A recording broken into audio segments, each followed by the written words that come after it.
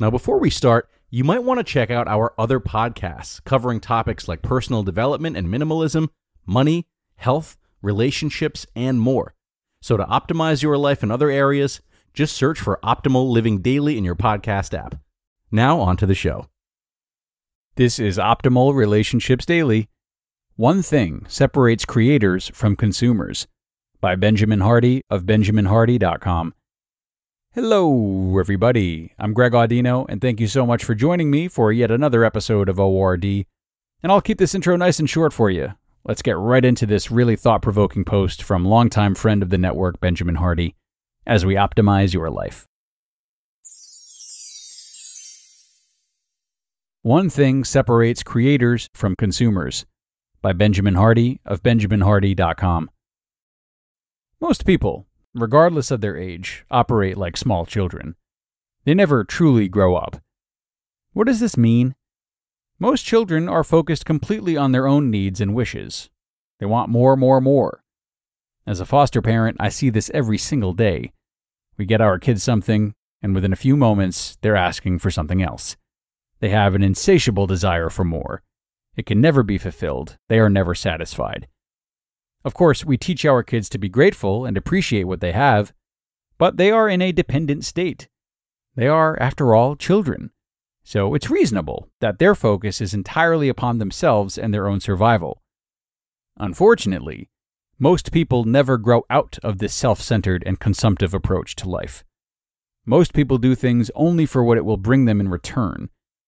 Don't get me wrong, doing things for compensation is completely fine.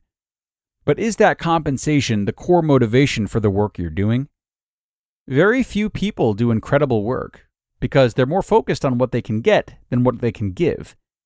People want promotions not so they can give more, but so they can get more. Very few people take on greater responsibility so they can work more. Very few people position themselves in leadership so they can work harder.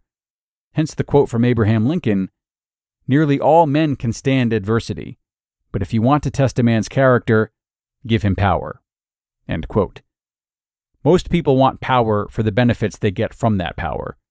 Few people want power only for the purpose of giving more of themselves to a cause they believe in. Only a select few people ever grow consciously beyond their own needs. Only a select few develop convictions strong enough to give their lives for. Only a select few will commit to something with such force that they are willing to transform themselves to uphold that commitment. Only a select few will become something, not for the accolades and outcomes, but for the purpose of intensifying the process of their work and contribution. So I ask, what is your core approach to life? Do you primarily want to receive, or do you primarily want to give? It's a simple question. It's one most people won't answer honestly. But the answer to that question lies at the heart of what you'll do and achieve in your life. If you're primarily motivated by what you can get from something, then once you get that thing, your motivation will be gone. I've seen this again and again. I've even experienced it in myself, which has caused such a deep meditation on the subject. For example, when someone starts writing, and they put in lots and lots of work to eventually get a book deal, they find that they no longer desire to write. Now that they have that accolade and recognition, they're satisfied. That's what they truly wanted deep down. It wasn't actually about the writing, but what the writing could get them. The same holds true for relationships, which is why most relationships end poorly. If the relationship isn't giving you what you want, then you no longer want the relationship. The best work and relationships can only come when you give yourself entirely to it. That must be your motivation. Of course you need compensation, hence the saying, don't work for money, make money so you can do more work. Yes, you do need money.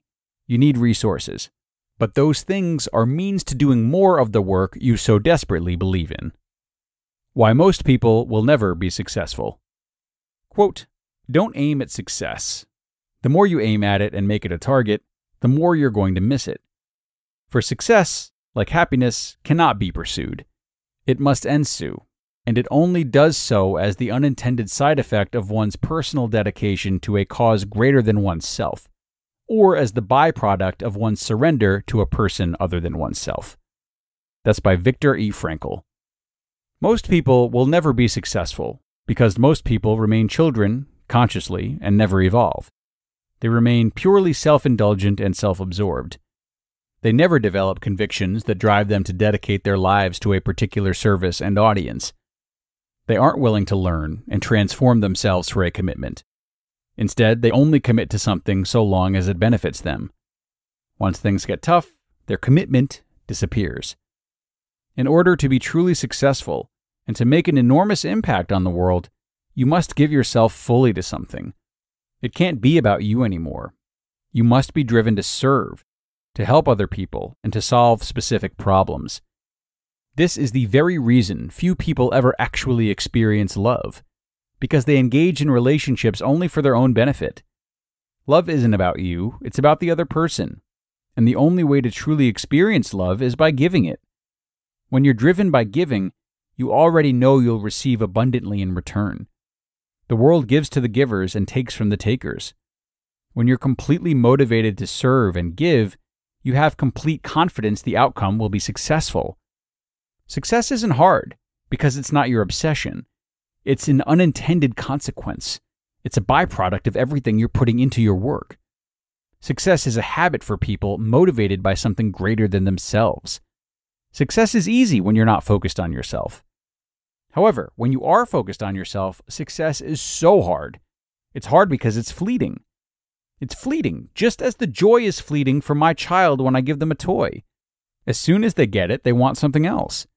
It's all about what they can consume, not about what they can create and give.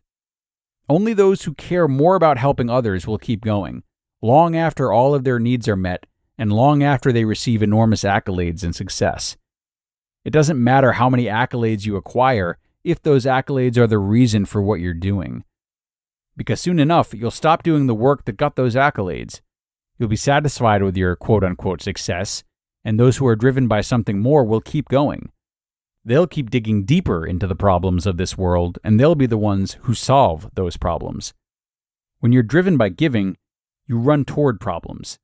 Most people run away from problems. They don't want to deal with them. But the world is filled with problems, and those problems need solutions. Embrace problems. Your life can be measured in direct proportion to the problems you seek to solve in your life. Some people are content solving the problem of getting through the day. Others are seeking to solve world hunger, or providing education to children in need, or a host of other important issues. Why are you doing what you're doing? Is it for what you can get, or what you can give? You just listened to the post titled, "One Thing Separates Creators from Consumers" by Benjamin Hardy of benjaminhardy.com, and I'll be back with my comments right after this. Thank you to Benjamin. A really great post today that I'm sure got us all thinking about just how transactional many of our life's decisions are, not just those that pertain to relationships.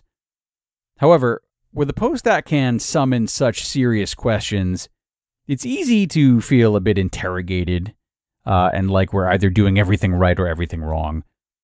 Well, while Benjamin does pose great questions, I encourage you to remember that there is always a gradient. It's not so black and white. In some areas of life, we might be more preoccupied with receiving than giving, and vice versa. And it can go back and forth in phases too. Or we might have grown past our own needs and are more focused on giving, but not so much so that we dedicate our lives to an entire cause. That's all right. It's okay to not be perfect in this way. And if you're frustrated by the answers you come up with to these questions that he's prompted, simply take that frustration as an opportunity to learn about yourself.